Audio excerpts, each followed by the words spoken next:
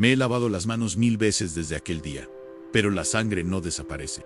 El mármol de mi alcoba ya no me da descanso. A veces me despierto creyendo escuchar el clamor de la multitud. Crucifícalo. Y otras veces, en mis sueños, es su silencio el que me atormenta. Yo, Poncio Pilato, prefecto de Judea, por mandato del César, educado en la ley de Roma y criado entre el deber y la espada, creía conocer el peso de la justicia. Creía que podía mantener el orden entre un pueblo que no comprendía, con una religión que desafiaba la lógica de mi imperio. Pero nada me preparó para el juicio de aquel hombre. A veces me pregunto si fui juez o instrumento, si la decisión fue mía, o si simplemente, como todos los demás, tuve miedo. No lo Kenosha, pero bastó verlo una vez para entender que no era un hombre común. No suplicaba, no se defendía, no temblaba. Era como si aceptara su destino con una paz imposible, como si él supiera más de mí que yo mismo. Mi esposa me advirtió esa mañana. Me buscó alterada, temblando. No te metas con ese justo, me dijo. He sufrido mucho en sueños por su causa. Pero los sueños no pesan tanto como las amenazas. Y en aquel juicio, lo que estaba en juego no era solo su vida, sino también la mía. Mi cargo, a mi estabilidad, la frágil paz de Judea. A veces me convenzo de que hice lo correcto. Otras, despierto sobresaltado, sintiendo que condené a la verdad misma. Capítulo 2. El gobernador entre dos mundos. Roma me formó. Me enseñó a imponer orden, a silenciar revueltas, a dominar con firmeza a quienes desafían al imperio.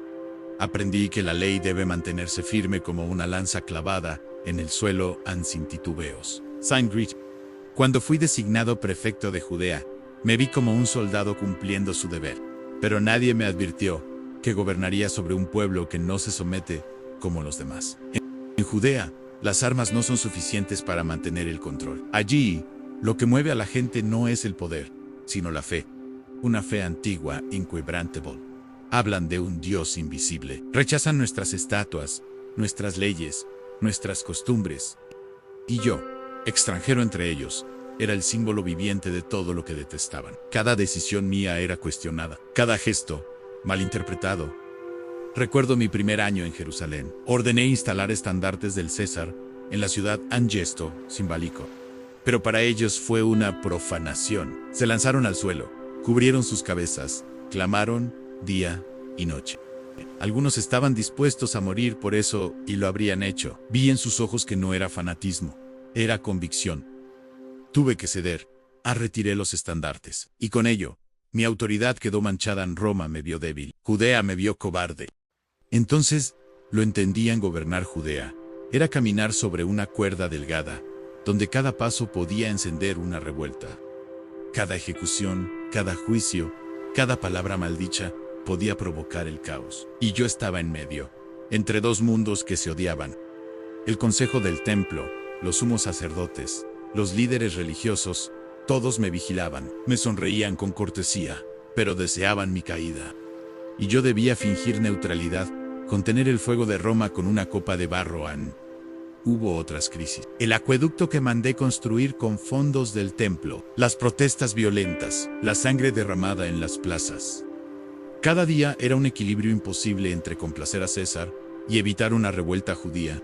En mi posición, la justicia no era pura, era una mezcla de deber político, estrategia militar y cálculo frío. Y entonces llegó aquel hombre, Jesús de Nazaret. No portaba armas, no reunía ejércitos, pero los sacerdotes lo temían más que a los bandidos del desierto. Cuando me lo entregaron, supe que no era un juicio normal, no era un castigo, era una trampa. Capítulo 3. Cuando miré a los ojos de Jesús. Aquella mañana, el patio del pretorio estaba lleno de voces, pero el silencio de un solo hombre llenaba más que los gritos. Jesús de Nazaret, cautivo, golpeado, sin cadenas, y aún así, más libre que todos los que lo rodeaban. Los sumos sacerdotes no presentaron pruebas, solo acusaciones. Se hace llamar rey y alborota al pueblo. Es enemigo de Roma. Pero yo no vi rebelión en sus ojos. Vi dolor, vi compasión. ¿Eres tú el rey de los judíos?, le pregunté. Él me miró, no con miedo, no con desafío, con una paz inhumana. Tú lo dices, respondió. Esa respuesta se clavó como una espina en mi juicio político. No me dio motivos para condenarlo, no me dio razones para absolverlo. Lo interrogué más. ¿De dónde eres? ¿No sabes que tengo autoridad para crucificarte o para liberarte? Su respuesta me heló a: no tendrías ninguna autoridad sobre mí si no te fuera dada de arriba. ¿Quién habla así ante su ejecutor? ¿Quién mira a la muerte con semejante calma? Era el día de la Pascua. Tenía la costumbre de liberar a un preso. Pensé que sería sencillo en ofrecer a Jesús o a Barrabás, un ladrón violento. El pueblo elegiría con sensatez, ¿no? Pero los líderes religiosos ya habían sembrado el odio. Incitaron a la multitud. Compraron voluntades. Gritaban: ¡Barrabás! ¡Barrabás! Me sentí acorralado. Liberar a un inocente y enfrentar una revuelta, o sacrificarlo por mantener la calma. Intenté otras salidas. Lo mandé a azotar, pensando que eso satisfaría su sed de sangre. Los soldados lo golpearon brutalmente. Le pusieron una corona de espinas. Se burlaron de él. Lo presenté ante ellos sangrando, desfigurado. «He aquí el hombre», les dije. Pero ellos rugieron más fuerte: «¡Crucifícalo! ¡Crucifícalo!». En medio del tumulto, mi esposa me mandó un mensaje: «No te metas con ese justo. Esta noche he sufrido mucho por él en sueños». Hasta los sueños de mi esposa sabían más que mis asesores. Los sacerdotes jugaron su última carta si lo sueltas. No eres amigo del César Amiel que se hace rey. Se opone al César Amiel. Esa amenaza lo cambió todo. Un reporte a Roma sobre mi incompetencia significaba mi fin. Y aún así los gritos crecían: «¡An crucifícalo! ¡An crucifícalo!».